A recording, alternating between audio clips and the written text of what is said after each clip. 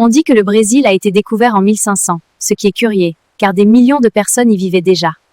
Découverte ou invasion? Cela dépend de celui qui raconte l'histoire. Avant qu'aucune caravelle n'apparaisse à l'horizon, le territoire que nous appelons aujourd'hui le Brésil pulsait déjà de vie. Des forêts denses, des fleuves immenses et des millions de personnes qui y vivaient. Bien avant les cartes européennes, les peuples autochtones connaissaient déjà chaque sentier, chaque rivière et chaque saison. La terre n'a pas été découverte, elle était déjà un foyer ancestral. On estime que des millions d'autochtones habitaient ces terres, des centaines de peuples différents, des langues distinctes et des cultures complexes occupaient ce qui serait plus tard appelé le Brésil. Pour ceux qui y vivaient, la forêt était un marché, une pharmacie, une école et un abri. Le territoire fonctionnait parfaitement, sans avoir besoin de rois européens donnant des ordres. Mais en l'an 1500, quelque chose apparaît à l'horizon, des voiles blanches traversant l'Atlantique. Pour les Portugais, c'était une exploration. Pour ceux qui y vivaient, c'était le début d'un choc brutal. Lorsque Pedro Álvares Cabral arriva, il ne trouva pas un vide. Il trouva des villages, des cultures, des traditions et des millions de personnes vivant sur un territoire qui avait déjà un propriétaire. Les premiers contacts semblaient amicaux, des échanges eurent lieu, des miroirs contre du bois, des outils contre du travail. Cela ressemblait à du commerce, mais bientôt il devint clair qui commandait. Le Portugal comprit rapidement la valeur de cette terre. Le bois brésil devint une obsession en Europe. La forêt brésilienne commençait à se transformer en teinture rouge pour les vêtements nobles. L'exploitation augmentait, les arbres tombaient, les cargaisons traversaient l'océan et la couleur rouge du bois brésil enrichissait les marchands européens. Mais le bois ne suffisait pas. Le Portugal voulait quelque chose de beaucoup plus rentable, le sucre. Et le Brésil avait exactement ce dont ils avaient besoin. Des plantations commencèrent à apparaître le long de la côte. De vastes champs de canne à sucre s'étendaient rapidement. Un nouveau système économique était en train de naître. Mais il y avait un problème pour les colonisateurs. Planter, couper et produire du sucre exigeait un travail dur, beaucoup de travail. Au début, ils tentèrent d'asservir les peuples autochtones. Beaucoup résistèrent, s'enfuirent ou moururent à cause des maladies apportées par les Européens.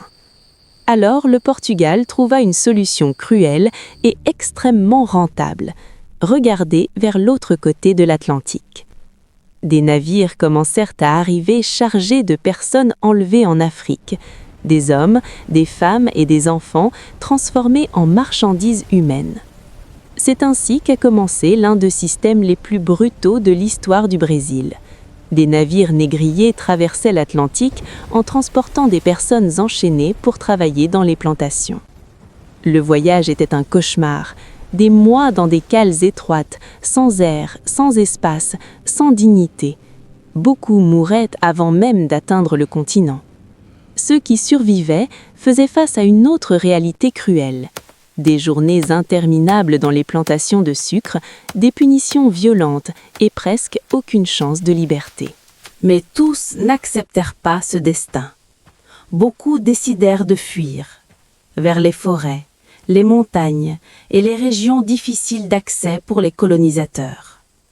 C'est ainsi que commencèrent à apparaître des communautés de résistance connues sous le nom de quilombos. Des lieux où des personnes en fuite tentaient de reconstruire leur liberté. Le plus grand d'entre eux surgit entre les montagnes d'Alagoas et de Pernambuco, un territoire qui défia le pouvoir colonial pendant des décennies. Ce lieu devint connu sous le nom de Quilombo dos Palmares. Ce n'était pas seulement une cachette, c'était une société entière construite en dehors du contrôle colonial.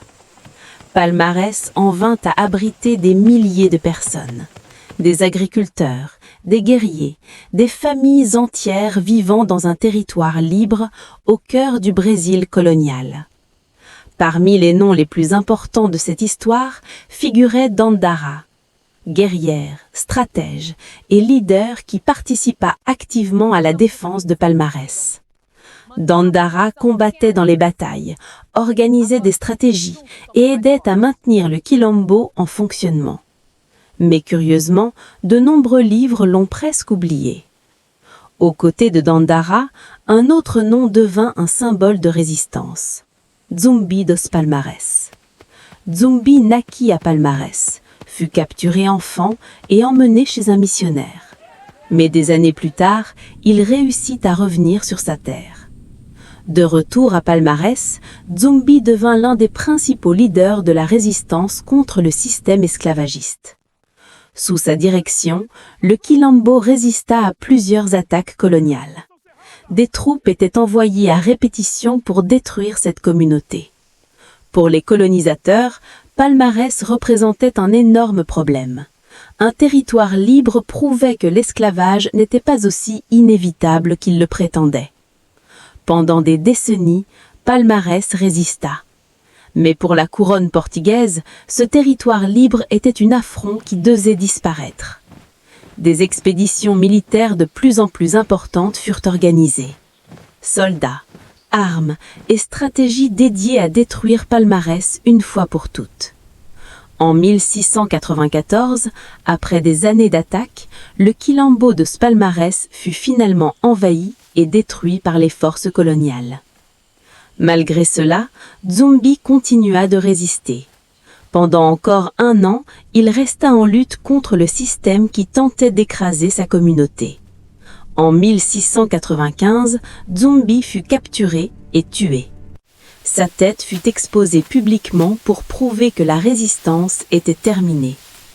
Mais l'esclavage continua au Brésil pendant presque 200 ans après cela. L'économie coloniale dépendait entièrement de ce système. Sucre, or, café, des produits qui ont enrichi des empires entiers, mais reposant sur le travail forcé de millions de personnes. Avec le temps, des révoltes, des pressions internationales et des mouvements abolitionnistes commencèrent à affaiblir le système esclavagiste.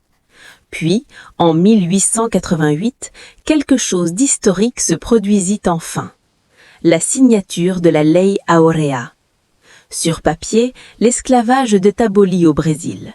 Mais il y avait un détail curieux que personne ne semblait avoir vraiment prévu. Des millions de personnes furent libérées de l'esclavage, mais sans terre, sans argent et sans aucun soutien pour reconstruire leur vie. Sans alternative, beaucoup commencèrent à occuper des zones abandonnées près des villes. Collines, terrains ignorés et espaces oubliés. Ces occupations grandirent rapidement. Des maisons improvisées apparurent là où personne ne voulait vivre auparavant. C'est ainsi que naquirent les premières favelas du Brésil. Des communautés formées par des personnes libres sur papier, mais abandonnées dans la réalité. L'histoire du Brésil n'a pas commencé en 1500, et elle ne s'est pas non plus terminée en 1888. Elle reste marquée par tout ce qui s'est passé entre ces 2 moments. Alors dis-moi, était-ce vraiment une découverte?